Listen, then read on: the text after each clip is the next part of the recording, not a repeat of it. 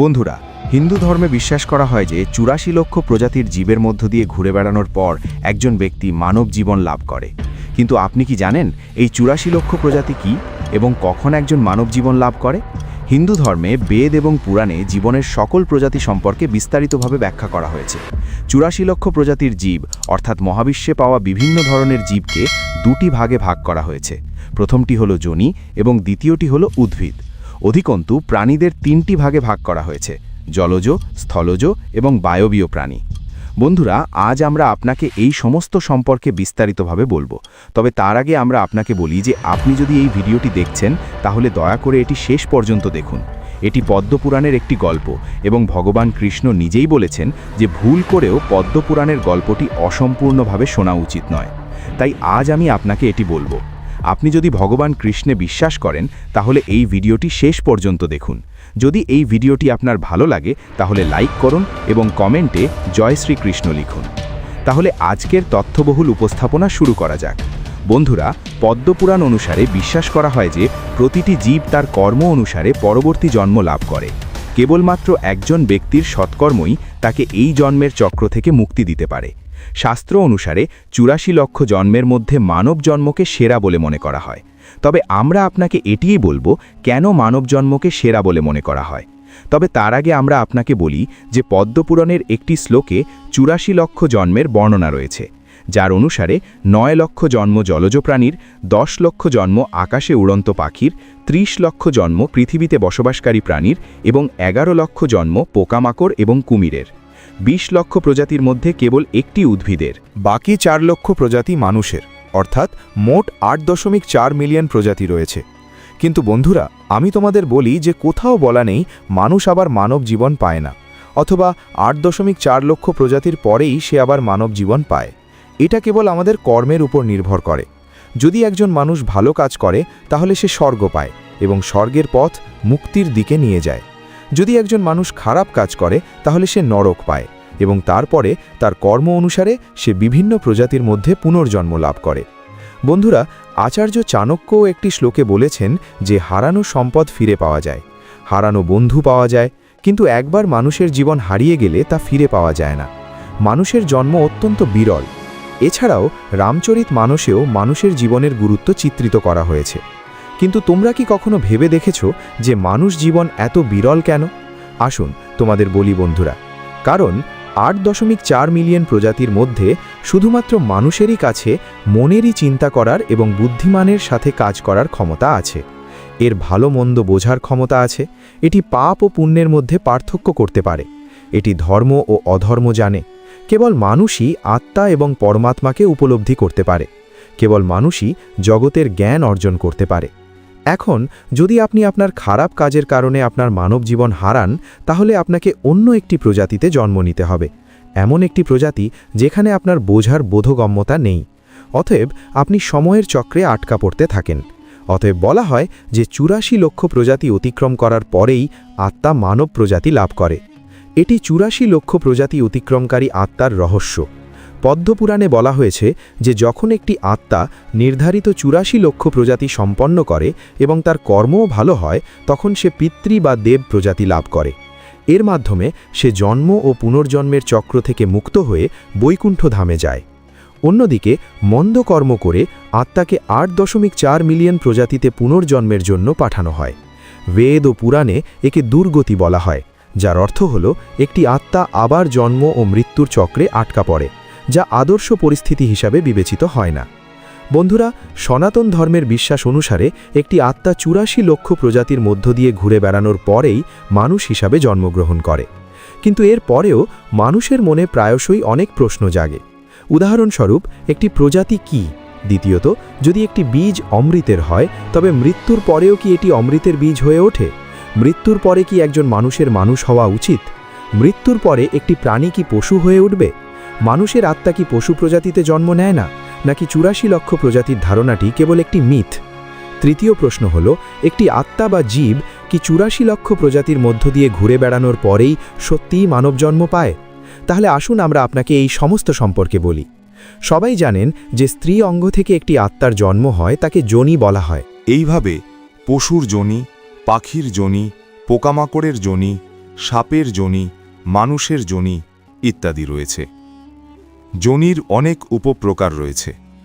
যোনি অগত্যা 8.4 মিলিয়ন নয়। সময়ের সাথে সাথে অন্যান্য ধরনের জীবন্ত প্রাণীরও আবির্ভাব ঘটেছে। আধুনিক বিজ্ঞান অনুসারে অ্যামিবা থেকে মানুষে যাত্রায় প্রায় 1 কোটি ইয়োয়ার অস্তিত্ব রয়েছে বলে বিশ্বাস করা হয়। ব্রিটিশ বিজ্ঞানী রবার্ট এম মেয়ের মতে পৃথিবীতে 8.7 মিলিয়ন প্রজাতি রয়েছে। তিনি অনুমান করেন পোকামাকড়, পতঙ্গ, প্রাণী, পাখি, উদ্ভিদ, জলজ প্রাণী এবং স্থলজ প্রাণী সব মিলিয়ে 8.7 মিলিয়ন প্রজাতির জীব রয়েছে। সংখ্যায় সামান্য পার্থক্য রয়েছে, তবে এটি উল্লেখযোগ্য যে হাজার হাজার বছর আগে প্রাচীন ঋষিরা কোনো উপায় বা আধুনিক প্রযুক্তি ছাড়াই জানতেন যে প্রায় 8.4 মিলিয়ন ইয়োয়া রয়েছে। বিজ্ঞান অনুসারে বিবর্তনের দিকে তাকালে মানব জীব প্রাথমিকভাবে একটি একক বিন্দু, যেমন একটি সমুদ্রের প্রাণী। সেই এককোষী জীব পরবর্তীতে বহুকোষী জীবে রূপান্তরিত হয়, বিবর্তনের ধারায় এবং মানব দেহ ধারণ করে। যারা গর্ভাবস্থা নিয়ে গবেষণা করেন তাদের মতে প্রাণীর মতো জীবগুলি অণ্ডকোষী, ডিম্বাকৃতি এবং ডিম্বাকৃতি জীবে রূপান্তরিত হয় এবং মানব গর্ভে মানব রূপ ধারণ করে।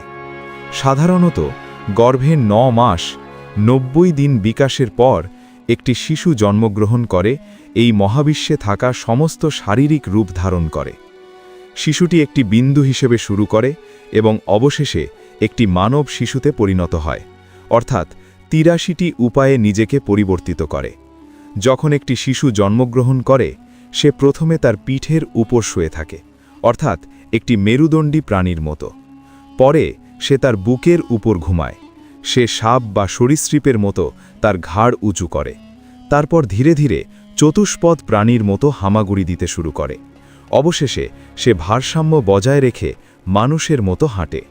ভয়, আক্রমণাত্মকতা, চিৎকার, নখ দিয়ে আছড়ানো, কান্না, ঈর্ষা, রাগ, কান্না ইত্যাদি সকল প্রাণীর এই ক্রিয়াগুলি মানুষের মধ্যে সহজাতভাবে বিদ্যমান। এই সমস্তই শ্রীমদ্ ভাগবত পুরাণ দ্বারা অর্জিত হয়। মহাবিশ্বের মৌলিক শক্তি সৃষ্টির আকারে প্রকাশিত এবং এই ক্রমানুসারে গাছ, সরীসৃপ, প্রাণী, পাখি, পোকামাকড় ইত্যাদির মতো অনেক রূপ মাকড় বিশ্বাস অনুসারে তৈরি হয়েছিল। কিন্তু সেই চেতনা তাদের মাধ্যমে সম্পূর্ণরূপে প্রকাশিত হয়নি। অতএব মানুষকে সৃষ্টি করা হয়েছিল যারা সেই মৌলিক উপাদান ব্রহ্মাকে অনুভব করতে পারত। এবার আসুন জেনে নেওয়া যাক মৃত্যুর পরে কি ঘটে। মানুষ মানুষ হয় এবং প্রাণী মৃত্যুর পরে প্রাণী হয়। তাহলে আমরা আপনাকে বলি যে বিবর্তনের হিন্দু এবং বৈজ্ঞানিক তত্ত্ব থেকে আমরা অনেক কিছু শিখি। কিন্তু হিন্দু ধর্ম অনুসারে জীবন একটি চক্র। এই চক্র থেকে বেরিয়ে আসাকে বলা হয় মোক্ষ। বিশ্বাস করা হয় যে যে কেউ উঠে দাঁড়াবে তাকে একদিন পতন করতে হবে। তবে এটি আত্মার ক্ষমতা এবং তার জীবন সংগ্রামের উপর ভিত্তি করে নির্ধারণ করতে হবে। যদি ধরে নেওয়া হয় যে একটি প্রাণী আত্মা একটি প্রাণীতে পরিণত হয় এবং একটি মানব আত্মা একটি মানুষ হয়ে ওঠে, তাহলে কোনো প্রাণী আত্মা কখনো মানুষ হতে পারে না। যদি আমরা ধরে নিই যে একটি পোকামাকড় আত্মা কখনো প্রাণীতে পরিণত হতে পারে না, তাহলে বুদ্ধের জাতক কাহিনী অর্থাৎ তার পূর্বজন্মের গল্পগুলি মিথ্যা বলে বিবেচিত হবে। একইভাবে এমন অনেক ঋষি আছেন যারা তাদের বহু অতীত জীবনকে হাতি, ঘোড়া বা রাজহাঁস হিসেবে বর্ণনা করেছেন। যদি কেউ বলেন যে মানুষের আত্মা মানুষে পরিণত হয় এবং প্রাণী বা পাখির আত্মা প্রাণী বা পাখিতে পরিণত হয়, তাহলে তারা তাত্ত্বিকভাবে ভুল। তাদের ধর্ম সম্পর্কে খুব বেশি জ্ঞান নাও থাকতে পারে। বন্ধুরা, এই প্রশ্নের উত্তর বুঝতে হলে আমাদের কর্ম, সুখ, দুঃখ এবং চিন্তাভাবনার উপর ভিত্তি করে চলাফেরা বুঝতে হবে। সাধারণত 3 ধরনের চলাচল রয়েছে: ঊর্ধ্বমুখী চলাচল, স্থিতিশীল চলাচল এবং নিম্নমুখী চলাচল। বন্ধুরা, প্রতিটি জীবের এই 3 ধরনের চলাচল থাকে। যদি কোনো মানব আত্মা মারা যায় এবং ঊর্ধ্বমুখী চলাচল অর্জন করে, তবে সে স্বর্গে যায়। স্থিতিশীল চলাচলের অর্থ হল এটি আবার মানুষ হয়ে উঠবে এবং ইতিমধ্যে করা সমস্ত কাজ পুনরাবৃত্তি করবে। নিম্নমুখী চলাচলের অর্থ হল এটি সম্ভবত মানব রূপ থেকে পশুর আকারে পতিত হবে, অথবা যদি এর অবক্ষয় আরও বেশি হয় তাহলে এটি তার চেয়েও নিম্ন আকারে পতিত হতে পারে। এরপরে সে কোথায় গেল? বলা যাচ্ছে না যে সে আকাশ থেকে পড়ে খেজুরের মতো ঝুলেছিল কিনা, কিন্তু তার সাথে এটি ঘটতে পারে। তাই বলা হয় যে মানুষের জীবন খুবই বিরল এবং এর যত্ন নিন, অন্তত স্থিতিশীল রাখুন, এটিকে চলমান রাখুন। বন্ধুরা, ৮৪ লক্ষ যোনি বিভিন্ন পুরাণে ভিন্নভাবে বর্ণনা করা হয়েছে, কিন্তু তারা সবাই একই। অনেক আচার্য এই ৮৪ লক্ষ যোনিকে দুটি ভাগে ভাগ করেছেন, প্রথম যোনি এবং দ্বিতীয়। ইয়োনিক থেকে জন্ম নেওয়া প্রাণীদের যোনি বলা হয়, এবং যারা অ্যামিবার মতো নিজেরাই বিকশিত হন তাদের আয়নিক বলা হয়। আসুন আমরা আপনাকে বলি যে যখনই কোনো মানুষ মারা যায় এবং আত্মের শরীর ত্যাগ করে এবং শেষকৃত্য সম্পন্ন করার পরে তার যাত্রা শুরু করে, তখন এটি উপরে উল্লিখিত 3টি পথ পায়। তার কর্ম অনুসারে এটি যাত্রার একটি পথ পায়। বন্ধুরা, এই ভিডিওতে এটুকুই। যদি আপনি এই তথ্যটি পছন্দ করেন তাহলে দয়া করে এটিতে একটি লাইক দিন। এছাড়াও এই জাতীয় আরও তথ্যমূলক তথ্যের জন্য আমাদের চ্যানেলটি সাবস্ক্রাইব করুন। ধন্যবাদ।